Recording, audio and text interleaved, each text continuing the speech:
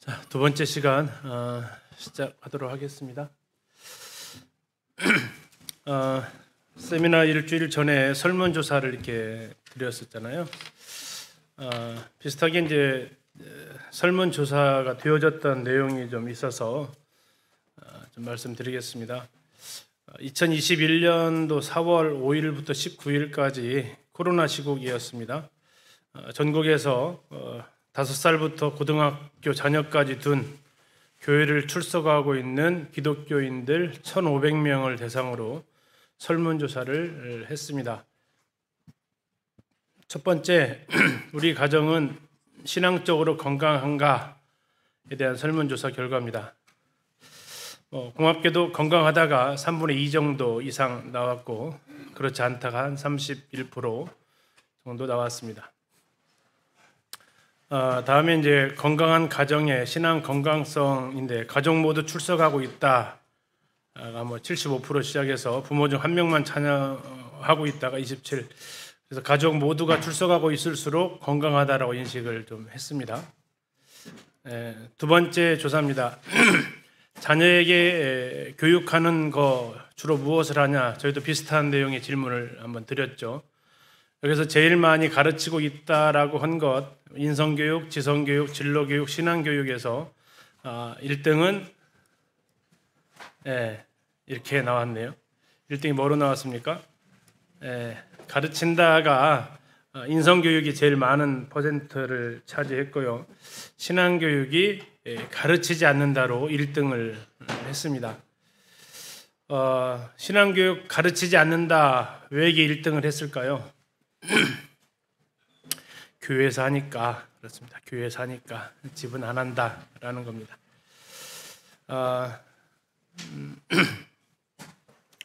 세 번째 설문은 자녀 신앙교육의 걸림돌은 무엇이라고 생각하십니까? 했을 때 1등은 각자 너무 바쁘다. 두 번째는 부모인 내가 신앙이 확고하지 않다. 방법을 잘 모르겠다. 아이들이 게임과 인터넷만 원이라고 배우려고 안 한다. 자녀 학업과 학원 수업이 더 우선이다.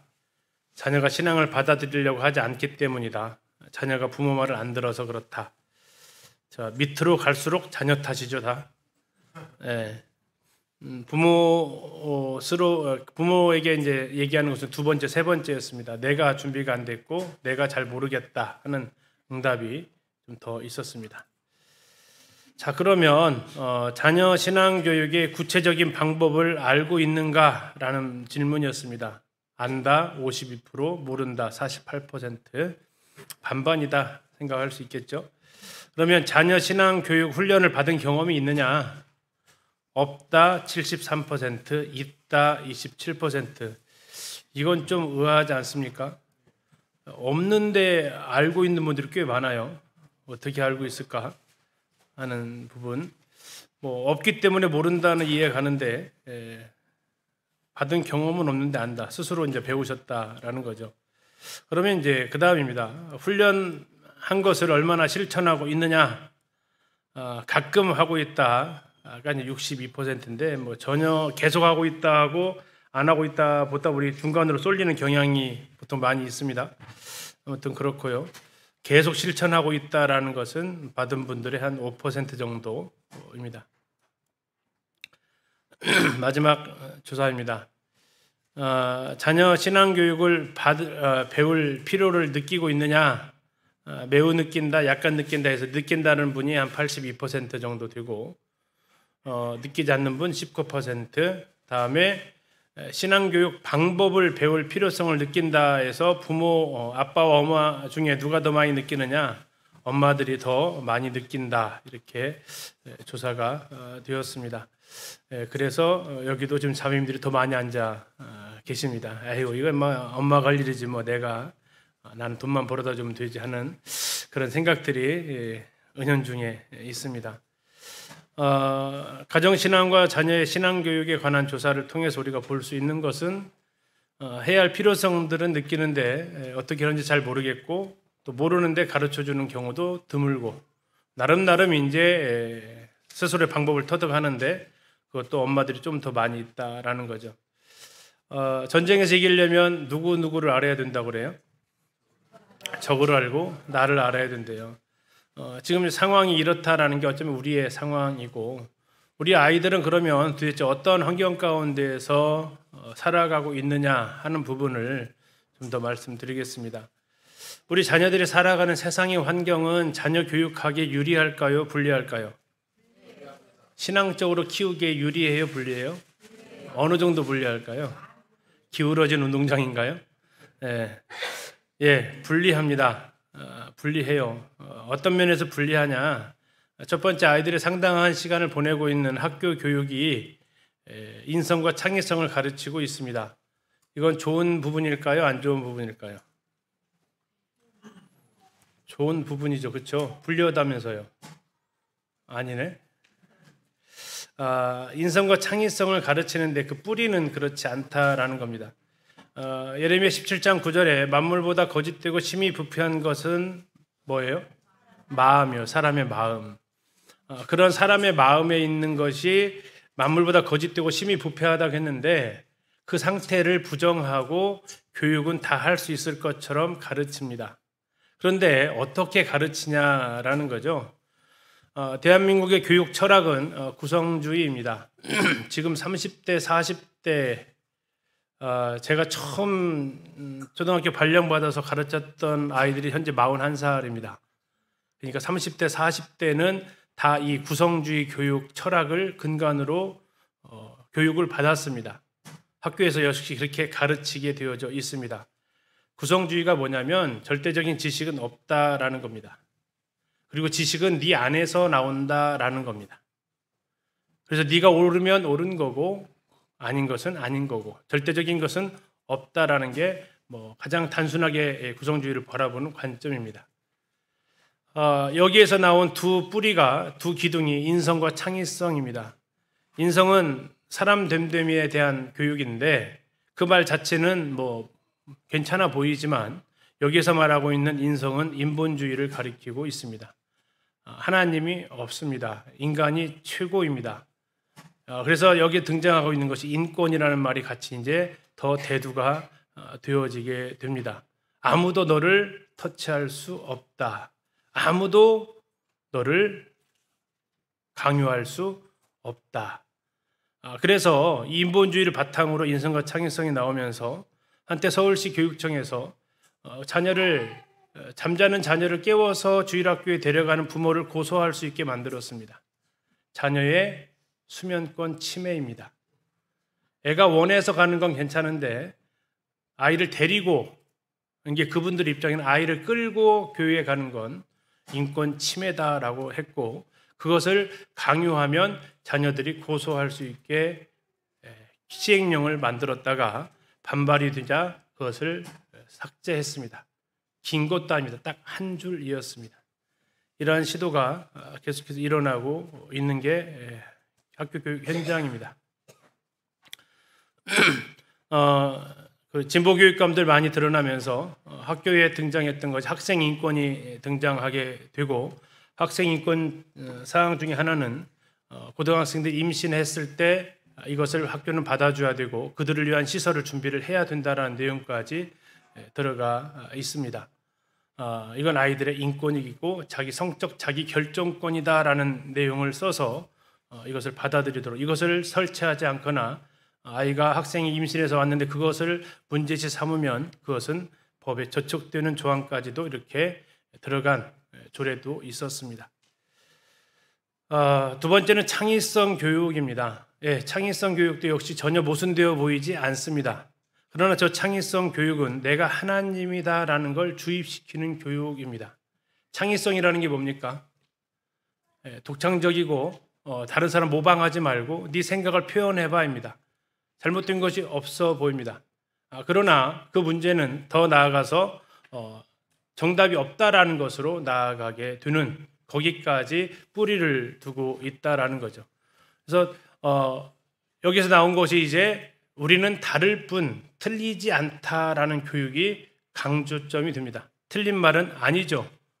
그 말 자체가 틀리거나 그러지는 않습니다. 그러나 그 말이 어떤 배경에서 나왔는지는 굉장히 다르다라는 거죠. 우리는 서로가 다릅니다. 나와 다르다고 해서 틀리다라고 해서는 안 된다. 그렇죠. 근데 이게 어디까지 나아갑니까? 동성애까지 나아갑니다. 왜? 내가 그냥 좋아하는 게 이성이 아니고 동성일 뿐인데 왜 그걸 나한테 틀리다고 얘기합니까? 여기까지 나아갈 수 있는 뿌리가 바로 여기에서 출발을 하는 거죠. 이런 바탕 아래서 우리 아이들은 교육되어지고 있습니다. 일반 초등학교 보건 시간에 다루어지는 성교육 지침서, 보건교사들이 다루는 영역인데 거기에는 상당히 더 많이 초등학교 아이들에게까지 위험한 내용들이 담겨져 있습니다. 심지어 어떤 교과서 고발한 거 보면 콘돔 사용법까지도 가르치는 것이 초등학교 교과서에 나와 있는 내용이다라는 거죠. 어려서부터 가르쳐야 된다고. 이게 어디서 나왔냐면 인성과 창의성 교육에 뿌리를 둔 이 교육 사조에서부터 출발을 하고 있습니다. 이런 바탕에서 아이들은 잘 성장하면 할수록 하나님과는 점점점 거리가 멀어지고 있다라는 거죠. 학교 밖을 나오면 안전할까? 학교 밖을 나오면 아이들은 뉴에이지 문화 사상 가운데서 살아가고 있습니다. 우리 아이들이 좋아하는 인기 가수 그들을 뭐라고 부릅니까? 아이돌 뜻이 뭐죠? 우상입니다. 우상. 그냥 그 말 자체가 우상이에요. 그들에게서 우상인데 우리가 어쩌면 참 성경에서 우상 숭배에 대해서 굉장히 하나님 혐오하시는 죄악인데 우리 아이들이 아이돌 하는 것에 대해서 이제 부모님들도 별로 저항감 없으실 거요? 그게 성경에서 말하는 그 아이돌 아니잖아 하면서 아이들은 노골적으로 우상 숭배를 해도 되는 문화 가운데서 살아가고 있죠. 그것이 전혀 죄악시 되어지고 있지도 않습니다. 마치 신천지가 초반에는 자기를 숨기고 있다가 이제 어느 정도 자기들의 교세가 확장되니까 이제는 대놓고 저희 교회에도 한 달에 한 2번 이상 우편물이 발송이 돼요. 하나는 어느 신자가 쓴 손글씨로 쓴 편지 한 통, 다음에 출판 때로는 신문 형태 또는 개인 전단지 형태의 신천지 교육물이 계속 발송이 돼서 와요. 때로는 숨겼는데 아예 위치까지 신천지라고 다 쓰고 이렇게 해요. 어느 정도 세를 얻으니까. 아이돌이라는 우상도 마찬가지죠. 이것들도 이제는 전혀 거리낌 없이 되어지고 있습니다. 그 가수들만 그렇습니까? 스포츠부터 시작해서 온갖 스타. 우리가 너 아침에 아들 김영성에서 책망을 많이 하면서도 스타 하는 것도 우리 입에서 그냥 별로 어렵지 않게 등장하는, 왜 이게 바로 문화가 가지고 있는 힘이라 그렇습니다. 음악이나 영화, 책, 게임 등에서 그 죄악된 모습들을 즐기고 있는 현실입니다. 먹고 마시는 것이 육신을 망치고 있다면 보고 듣는 것은 영혼을 망친다고 베드로서에서 말씀하고 있죠. 베드로서 2장 6절에서 8절은 이렇게 말합니다. 소돔과 고모라 성을 멸망하기로 정하여 죄가 되게 하사 후세에 경건하지 아니할 자들에게 본을 삼으셨으며 무법한 자들의 음란한 행실로 말미암아 고통당하는 의로운 롯을 건지셨으니 이는 이 의인이 롯이 그들 중에 거하여 날마다 저 불법한 행실을 보고 들음으로 그 의로운 심령이 상함이라. 저 불법한 행실을 보고 들음으로 그 의로운 심령이 상했다라고 나옵니다. 부모님들이 아이들의 입으로 들어가는 것을 굉장히 제한도 많이 하시고요. 터치를 많이 하십니다. 그런데 안타까운 것은 아이들의 눈과 귀로 들어가는 이 세상의 문화에 대해서는 너무나 관대하죠. 심지어 조용히 밥 먹고 싶으면 아이들 밥 먹을 때 그 앞에다가 휴대폰 하나를 딱 올려줍니다. 뭐 하라고요? 보면서 조용히 밥 좀 먹자. 나도 좀 쉬자. 그 마음이야 충분히 공감이 가지만 거기서 쏟아져 나오는 온갖 세상적인 그런 부분들. 한때는 짱구라는 애니메이션 아시나요? 짱구가 아이들 유해 영상물로까지 있었죠. 부모에게 함부로 하는 그러한 말과 행동들이 거침없이 표현되어지고 있어서, 근데 그 아이들한테 그것을 틀어주면서 해줍니다. 아이들 노는 게 좋은데 뽀로로에서 노는 게 제일 좋아. 친구들 모여라. 얼마나 귀엽습니까? 이제 이런 것들에 대해서 이제 어려서부터 아이들이 잘 놀아야죠. 이제 잘 노는 게 문제가 아니라 어떻게 노느냐가 참 중요한 부분인데, 그런 것들을 계속해서 우리 아이들이 문화 속에서 접하게 되는 그 길을, 좋은 음식을 먹이는 엄마들이 아이들에게 스마트폰 영상, 아이들을 얼마든지 노출시켜 줄 수 있는, 초등학교 아이들이 스마트폰 얼마나 가지고 있을까요? 저희 반이 제가 2학년입니다. 2학년이 이제 저희 반 19명이에요. 19명인데 스마트폰 가지고 있는 아이들이 몇 명이나 될까요? 다는 아닙니다. 2학년입니다. 2학년. 한 15명 정도 됩니다. 한 4명 정도는 없고 15명 정도 아이들이 가지고 있더라고요. 번호를 쭉 저희가 이제 기초조사를 하다 보니까 그렇습니다. 우리 제 넷째 아들이 이제 중학교 갔는데 지금도 휴대폰이 없어요. 그 아들이 이제 늘 아들, 딸들이 이제 없으면 안 갖고 노냐, 맨날 옆 아이들 노는 거냐 기웃거리고 있죠. 그러면서 이제 공부하라고 사준 패드 가지고 다른 거 하고 있고, 아이들의 그 욕구들이 이렇게 있지 않습니까? 근데 이제 그런 것들이 이제 아이들의 손에 들려졌을 때, 키즈 프로그램 깔고 뭐 하는데 그거 얼마든지 뚫릴 수 있다는 거 아시는지 모르겠습니다. 아이들이 올해 저희 학교에서 아이들에게 교육하는 공통 생활지도 항목 중에 교내에서 휴대폰 사용하지 않기라는 항목을 넣어야만 했습니다. 아이들이 이렇게 수업 끝나고 방과 후 시간 기다리면서 이렇게 아이들 쉼터 같은 데가 이렇게 있어요. 근데 그곳에 가서 그곳에 옆에 있는 교실의 선생님들이 너무 스트레스를 받으신다고. 왜 스트레스 받을까요? 첫째, 교성. 게임하다가 자기 죽으면 그렇게 소리를 지르대는 거죠. 두 번째는 욕설.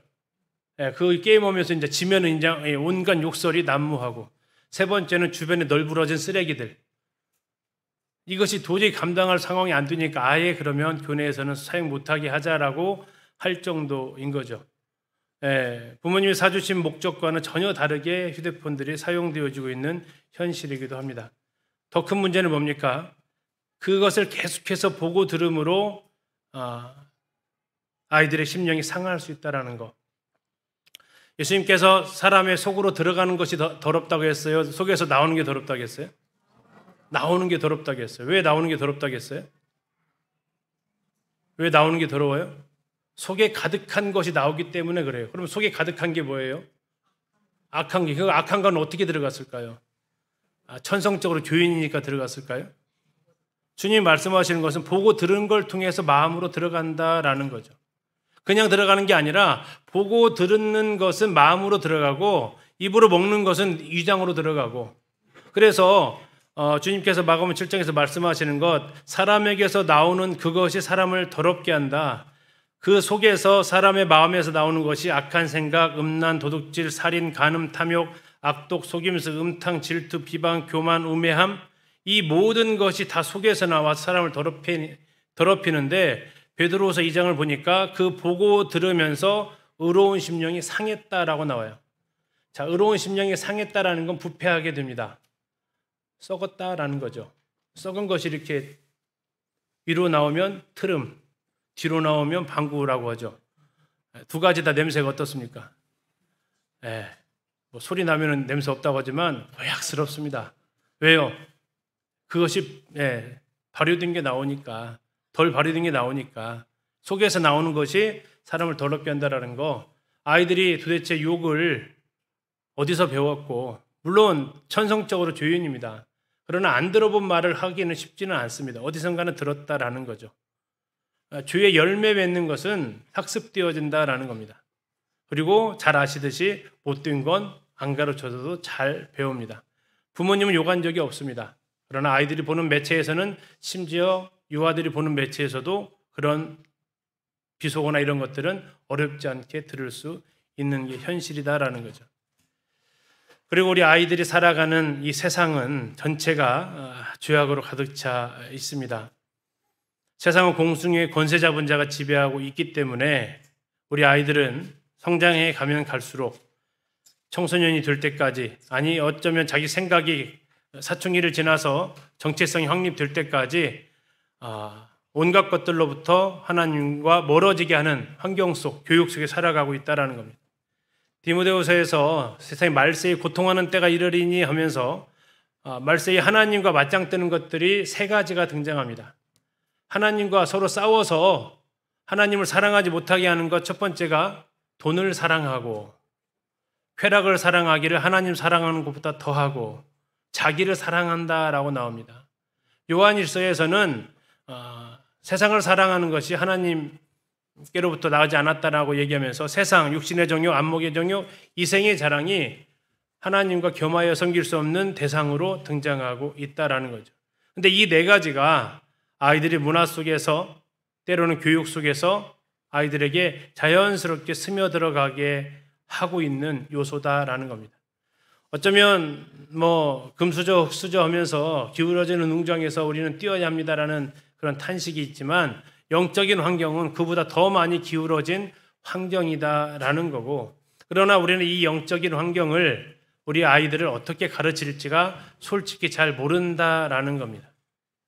이 자녀 교육에 대한 문제를 여러 가지 각도에서 제가 이렇게 좀 접해 보면서 한 번은 교사 캠프에서 제가 교사들한테 공적으로 사과를 했던 적이 있었습니다.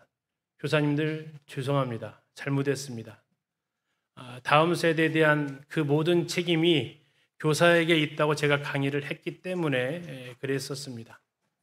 교사들이 잘하면 다음 세대가 변한다라고 제가 강의를 하고 그렇게 가르쳤기 때문에 그 부담은 오롯이 교사들한테 제가 드린 것에 대해서 정중하게 사과를 했습니다. 왜요? 해보니까 안 됐거든요. 근 20여 년간 교사들 교육 관련되어져서 많은 강습회, 이런 세미나 등을 해봤습니다. 될 줄 알았습니다.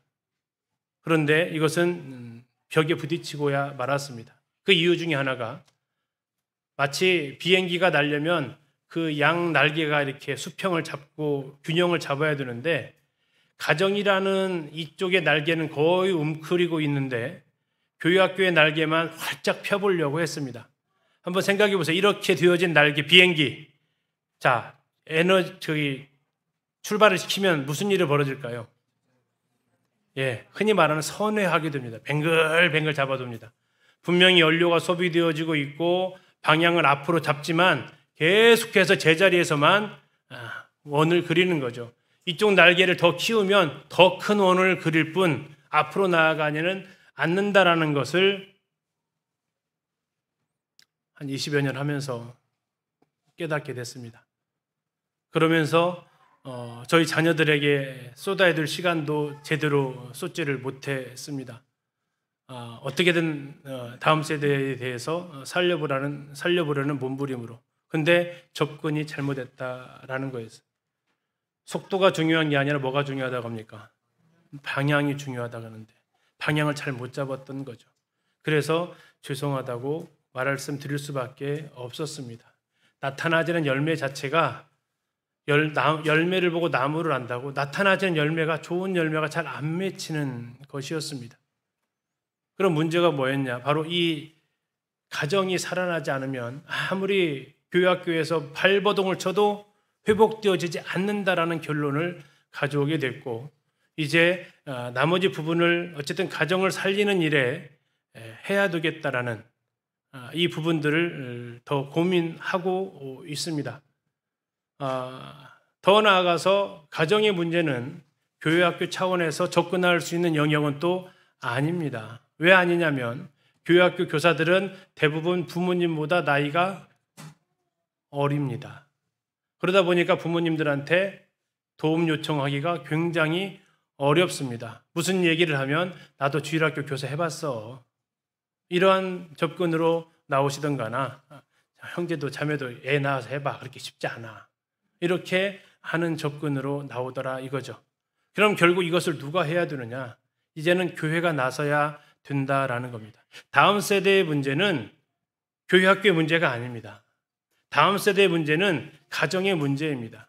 그런데 이 가정의 문제를 풀 수 있는 열쇠는 교회학교나 교사가 아니고 뭐 한두 명의 장로들이 아니고 교회가 다 같이 여기에 관심을 기울이지 않으면 안 되는 문제다라는 거죠.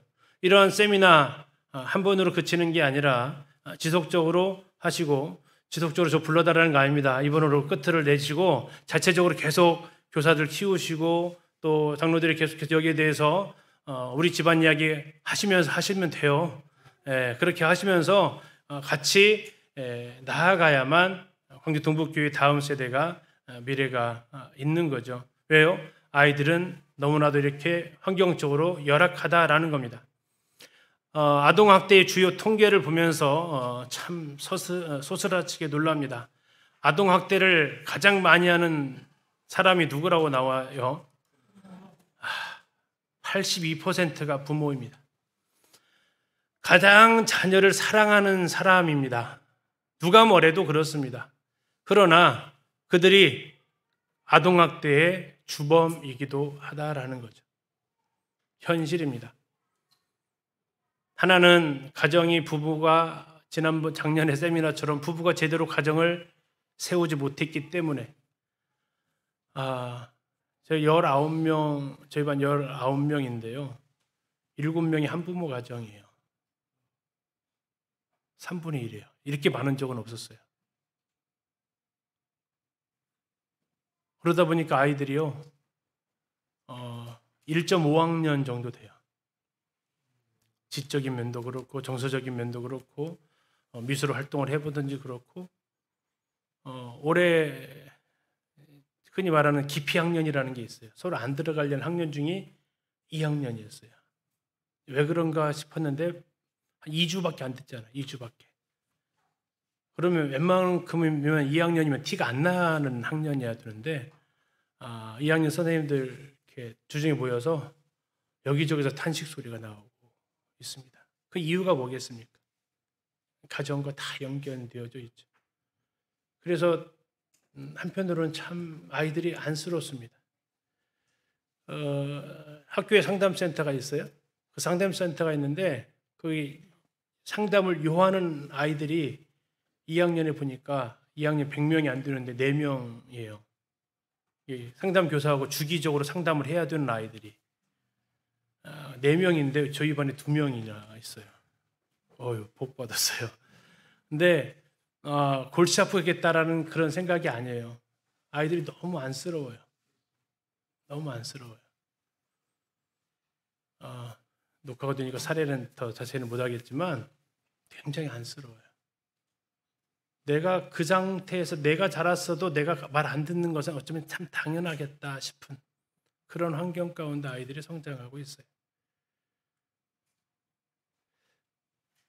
우리는 이 상황 가운데서 문화적으로 또 학교에서 아이들이 생활하는 가운데에서 어려운 가운데 있고 또 여기에 대한 교회의 대처, 부모의 대처 이런 부분들을 생각하면서 이 말씀 앞에 제가 아이를 하나님 앞에 주셨을 때 늘 생각했던 말씀이 이 말씀입니다. 같이 한번 읽겠습니다. 시작. 이 아이를 어떻게 기르며 우리가 그에게 어떻게 행하리까. 그 삼손의 아버지의 고백이죠. 하나님 앞에 하나님 아이를 주신다고 하는데 하나님 나한테 아이를 주시면 이 아이를 어떻게 길러야 할까요? 우리가 그 아이한테 어떻게 행해야 됩니까? 하는 게 늘 자녀 앞에 둔 지금도 하는 기도 제목입니다. 주님 모르겠습니다. 왜 모르겠다는 이유 자체가 5명인데 비슷할까요? 다 다를까요? 어쩜 그렇게 달라요? 뱃속에서 같은 뱃속에서 나왔는데 어쩜 그렇게 달라요? 정말 달라요. 그래서 큰아이한테 했던 방법이 작은아이한테 안 통해요. 작은아이 했던 방법은 셋째 아이한테 안 통하고 그러다 보니까 이건 정말 하나님이 그냥 다양하게 5손가락 다르듯이 다양하게 주셨어요. 그래서 그때그때마다 물어볼 수밖에 없는 상황이죠. 자, 하나님 어떻게 길러야 돼요? 어떻게 행해야 돼요? 했더니 하나님께서 먼저 저에게 물어보시면요. 중요한 건 애가 아니고 너야, 너. 너는 그러면은 어떠냐라는 거죠. 네가 지금 아이를 가르치려고 하는데 어떻게 성경적으로 가르치려고 한다며? 그러면 네가 생각하고 있는 그 관점은 성경적이니? 자, 첫 번째 주님이 물으셨습니다. 넌 자녀가 어떤 사람이 되기를 원해? 자, 형제자매님들 선택입니다. 1번 다른 사람을 섬기는 사람, 2번 다른 사람에게 섬김을 받는 사람. 솔직히 대답하세요. 자, 좀 쉽게 갈게요. 1번 차가 오면 문 열어주는 사람, 2번 차가 왔을 때 문 열어주면 내리는 사람. 너무 구체적이었나요? 차려준 거 먹는 사람, 차려주는 사람. 누가 되길 원하세요? 성경적인가요? 그러면 우리가 계속해서 아이들한테 요구하는 것은 너 잘 섬기려면 이거 배워야 돼 라고 하는 거예요. 네가 이걸 잘 배워야 네가 섬김 받아 라고 얘기하는 거예요. 양심적으로 하다 보니까 2번이라고 밖에 제가 대답이 안 나오더라고요. 좀 더 네가 잘 되기를 바라고.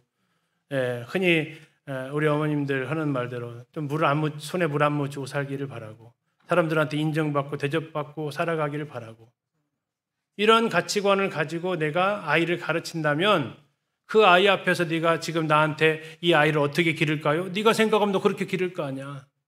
어떻게 섬김 받는 사람으로 네가 기를 거 아니야. 그리고 다른 사람한테는 요구하겠지. 뭐 하라고? 섬기라고. 그래서 교회에서 혹시 장로들한테 요구하지 않으세요? 장로들은 섬기는 자리예요. 좀 요구하지 않으세요? 왜요? 내가 섬김받고 싶으니까. 근데 그것이 아이에게도 투영되어져서 우리 아이도 좀 섬김받는 자리로 가면 좋겠다 하는 게 아니냐라는 거죠. 그리고 그 모습은 언제 결정되느냐? 자녀들 결혼시킬 때 표출되어집니다. 자녀의 결혼 배우자 선택 기준: 1번 직장, 2번 외모, 3번 경제력, 4번 학력, 5번 배경, 6번 신앙. 몇 번입니까? 솔직히 해줘야죠. 네. 모두 다. 모두 다. 솔직히 해주자고요. 하나님 앞에서. 우리 청년들도 마찬가지. 저걸 모두 다 갖춰야 돼요. 아까 우리 자녀에게 욕심 부리는 부모들 쭉 나열을 해봤는데 그게 뿐만 아니라 내 자녀가 못 갖춘 것까지 배우자 둘 사람을 갖추고 와야 돼. 그래서 결혼을 하게 되면 내 삶에 뭐가 돼야 돼? 플러스가 돼야 돼. 홈 플러스. 망했다잖아요. 망했다잖아요. 홈 플러스. 내 삶에 자꾸 플러스를 요구하고 있어요. 세상에서 직장, 외모, 경제력, 학력, 배경 그것만 세상은 요구를 해요. 그런데 어느덧 우리 그리스도인이라고 하는 우리는 플러스 알파 해가지고 신앙까지 요구를 하니 청년들이 결혼 더 못하는 이유를 알만하죠. 이게 부모의 가치관입니까? 청년들의 가치관입니까? 어느 순간 모두의 가치관이 됐어요. 왜요? 부모가 은연중에 처음 장로님이 선불하는데요. 그럼 뭐부터 물어보세요? 직장 뭐래? 이런 관점으로 물어봐요. 교회에서 뭐 섬기고 있대? 이렇게 물어보시는 부모님 별로 없어요. 교회 안에서 어떤 일을 하고 있대? 이렇게 물어보신 적 혹시 있으세요? 자녀 지금 아직 내 자녀는 그 나이 안 됐으니까 괜찮으시는 편안하신 분들이 몇 분 계시는 것 같은데, 정말 내 자녀가 결혼할 때쯤 됐을 때, 뭐 장로들이 아니면 자녀들이 저 어떤 자매 이렇게 좀 만나 보라고 하는데, 누구야? 뭐부터 물어보실 거냐고요. 뭐부터? 그러면 신앙부터 물어보시면 될까요? 신앙만 끝나는 게 아니라 그 다음부터 차곡차곡 이제 본색을 드러내는 그 질문으로 들어가더라고요. 심지어 어떤 경우까지 생겨요. 직장이 이렇게 흔히 말하는 레벨이 서로 안 맞아요. 자매가 공무원인데 형제는 이렇게 조그마한 회사 다니면 섭섭하다고. 왜 우리 딸한테 그런 형제를 소개해 줬냐고. 우리 아들한테 왜 그런 자매를 소개해 주냐고. 그렇게 이야기를 안 하시죠, 동부는요? 아멘입니다. 녹화해 놓으셨습니다. 안 하시는 걸로. 우리의 가치관이 일상생활이 아니라 정말 중요할 때 나타나거든요. 언제? 자녀들 결혼시킬 때. 그러면 일상에서 성경 공부와 학교 공부, 아이들에게 자녀들이 가장 많이 하는 말 한번 설문조사 했었어요. 뭐가 제일 많이 했었냐? 그래도 큐티 했냐라고 제일 많이 답을 하셨더라고요. 자녀한테 가장 많이 하는 말은 우리의 가치관을 반영하는 말입니다. 내가 평소에 뭘 중요하게 생각하느냐에 따라서 해요. 물론 우리 자녀는 큐티하라고 말 안 해도 스스로 하니까 저는 그 얘기는 안 해요 하고 뭐 공부해라 했을 수도 있어요. 서울에서 있었던, 서울이 아니라 서울 지역에서 있었던 하나의 그 사실인데요. 그 형제님이 이제 이런 얘기를 하셨어요. 그 중학교 아이였습니다. 중학교 아이였는데 이 아이가 흔히 말하는 기말고사, 7월달 기말고사 기간이 왔습니다. 그리고 그 아이는 학원에 다니고 있었고 그 가족은 다 성도 가정이었고 이 아이가 이제 엄마한테 이야기를 하는 겁니다. 중학교 1학년 아이, 중학교 올라가면서 엄마, 일요일 날 학원에서 기말고사 대비 특강한대. 나 어떻게 해야 돼? 이렇게 질문을 했습니다. 몇 시야? 10시야. 자, 이때 우리 광주 동북교회 성도님들의 대답은 뭘까요? 뭐라고 하실래요? 안 돼. 맞아요? 두 분만 그러신다는데요. 자, 엄마가 이렇게 대답했어요. 엄마는 과연 뭐라고 했을까요? 엄마가 이렇게 대답했습니다. 그걸 왜 나한테 묻냐? 자, 아이는 이 상황에서 선택을 해야 됩니다. 엄마가 왜 저 말을 했을까? 왜 그걸 나한테 묻냐? 엄마가 내가 어떻게 하기를 바라는 걸까? 아이는 이제 흔히 말하는 행간을 읽어야 돼요. 저 말뜻이 뭘까? 예배 드리러 가야 된다는 걸까? 학원에 가야 된다는 걸? 엄마는 지금 자기한테 뭘 넘겼어요? 선택권을 넘겼어요. 근데 아이가 머리를 굴렸어요. 무슨 머리를 굴렸냐? 평소에 엄마는 나한테 선택권을 안 줬어. 근데 이 상황에 나한테 선택권을 줬네? 그럼 뭐 하라는 걸까? 학원을 가라는 거구나. 안 그랬으면 당연히 무슨 소리야? 예배드리러 가야지. 이랬을 엄마인데 중학교 첫 들어가는 기말고사인데 학원에서 특강을 하는 소리를 듣고 엄마가 네가 알아서 왜 나한테 물어봐? 이야기를 듣고 이 아이는 학원에 갔습니다. 집 앞에 있는 학원에 갔어요. 부모님은 예배드리러 갔어요. 점심 먹고 특강 끝나고 온 아이와 집 예배드리고 온 부모님이 만났습니다. 어떤 일이 벌어졌을까요? 아무 일이 벌어지지 않았습니다. 서로 간에 엄마도 거기에 대해서 더 이상 묻지 않았고 아이도 거기에 대해서 얘기하지 않았습니다. 암묵적 동의가 이루어졌습니다. 너 왜 예배드리러 안 왔어? 묻지 않았습니다. 아이는 엄마가 뭘 중요하게 여기는지를 알았던 거고 거기에 대해서 그대로 행동했고 아니나 다를까 그것은 선택이 맞았다라는 거죠. 너무나도 가슴 아프다면서 이야기를 하시더라고요. 어쩌면 이게 우리의 현실이 아닌가. 자녀에게는 예배드려야 된다면서 이게 만약에 더 큰 시험이었다면 어땠을까? 그래서 오늘날 고3만 되어지면 고3도 아니에요. 요즘 고등학생만 되어지면 고등학생은 아닌 것 같아요. 중학생 정도 되어지면 교회에서 부모들이 주는 권리가 하나 있습니다. 집회 면제권. 너는 안 와도 돼, 이제 공부해. 하는 그 권리. 심지어 저희 교회에서 주중집회 고등학생들 나오거든요. 초기에는 성도님들이 야, 네가 여기 왜 나왔어? 공부할 시간에. 이건 이제 자녀를 안 둔 부모님, 나이 드신 굉장히 도저히 이해할 수 없는 상황이 벌어진 거예요. 아니, 이 시간에 네가 왜 독서실에 학원 가 있고 네가 왜 교회 와 있어? 이게 의아해서 이제 물어보신 거예요. 왜? 없던 일이 벌어졌으니까. 어떻게 광주 동부는 어떠신가 모르겠습니다. 우리 중고등학생들이 주중집회 나오나요? 그러면 어떻게 바라보세요? 의아하십니까? 당연합니까? 여러 가지 대답이 나오시는 것 같은데 정말 뭐가 중요하다고 생각하냐면 학교 공부하지 말라는 얘기 아니잖아요. 해야죠. 해야죠. 이건 그리스도인으로서 마땅히 해야 될 일입니다. 그러나 하는 목적이 뭐냐라는 걸 분명히 해야 된다라는 거죠. 교회학교 결석이나 지각에 대한 부담이 있으십니까? 오늘 교회학교 선생님들 아이들 다 지각 안 했나요? 대답이 없는 걸 보니까. 예. 학교 늦으면 성화를 하지만 교회 듣는 거 별로 부담이 없습니다. 심지어 같이 늦습니다. 그러면 도대체 자녀들이 생각하는 것은 뭔 생각을 해요?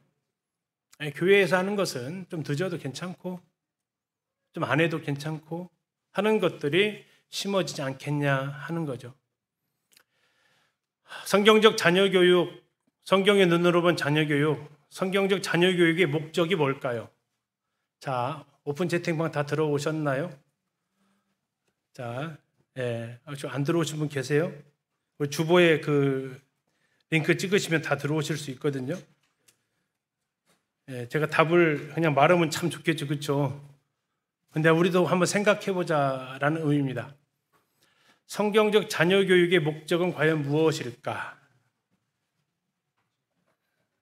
한번 익명이니까 누가 썼는지 모르니까 한번 써보시면 좋겠습니다. 성경적 자녀교육의 목적, 눈치 보지 마시고 편하게 적어주시죠. 20분에 끝나니까요. 2분 일찍 끝내드릴 테니까 2분 일찍 끝내드릴 테니까 지금 이 시간에 적어보시고 서로 한번 그냥 편하게 한번 읽어보시고 이렇게 하겠습니다. 그 단톡방에 제 아들, 딸로 들어오신 분들이 계세요.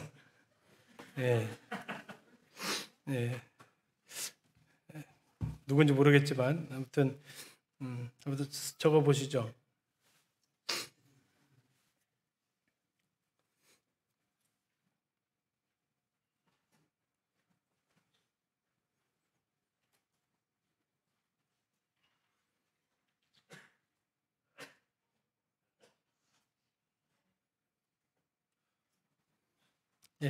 적으셨으면 쉬시고, 안 적으신 분들은 적고 쉬시고.